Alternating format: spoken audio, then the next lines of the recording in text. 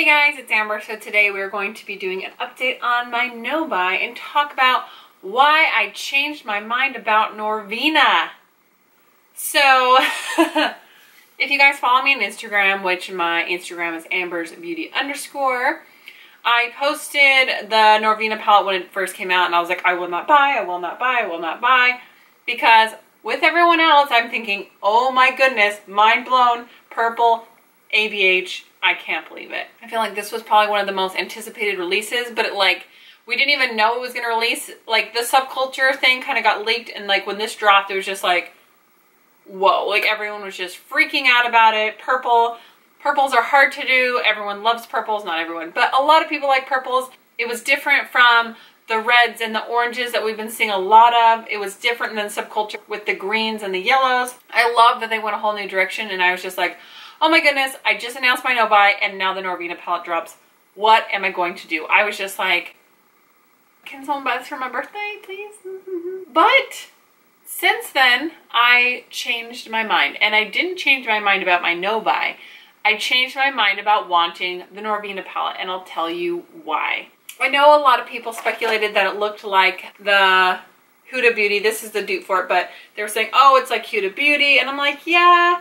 I mean, I can see that there's a few colors that are similar, but I can see where it kind of has its own look. It's not exactly like anything else per se.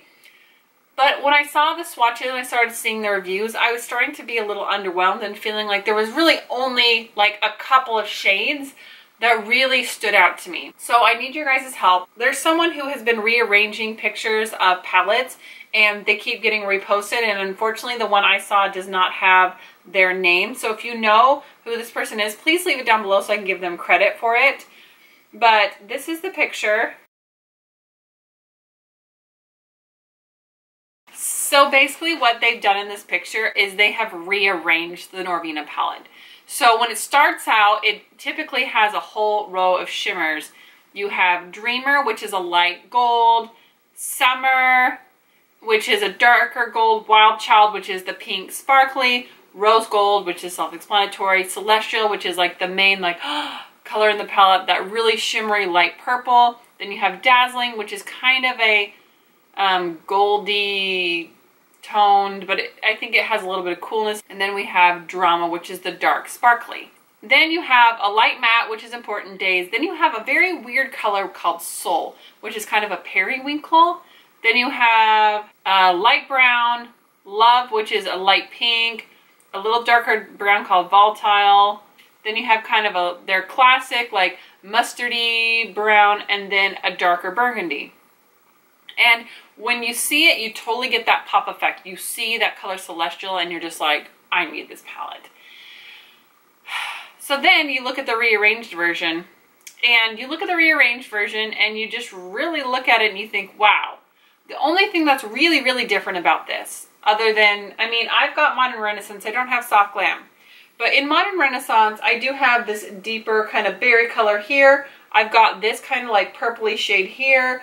I've got these light sparkly shades. I've got the burnt orange and the raw sienna. I understand that some people just love the ABH formula. But I'm just like, do I really need it for a handful of interesting shades? So you've got Love and Wild Child, which are the pinks. Then you've got Celestial and Soul, and then Drama. I don't feel like the deeper color Passion is really what they should have done. Honestly, I look at this and I'm like, oh, man, this was such a missed opportunity.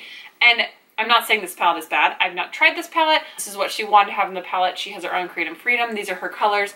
I'm just saying what would make me interested in buying it. I say, okay, yeah, have a light matte shade, have a light shimmery shade. I totally get that. I can see including a sparkly gold and a rose gold for neutralizing the palette, and also a transition shade of some sort, whether you want something a little more orangey or a little more taupe. I don't think you necessarily need 3 brown shades. Even then, like, you could limit the neutrals and just make this more of a purple palette. And I feel like, why isn't there a bright purple? I mean, this is a unique pigment, but this is probably one of the brightest purples I have. I just really wanted to see that bright purple in this palette. And my biggest critique of all is, where is the dark matte purple? Okay, it needs a dark matte purple. Here's the frustrating thing, is you see so many pictures that Anastasia is reposting and people hashtag Norvina, and they have this really deep dark color, subbing out other palettes to get that deep darkness.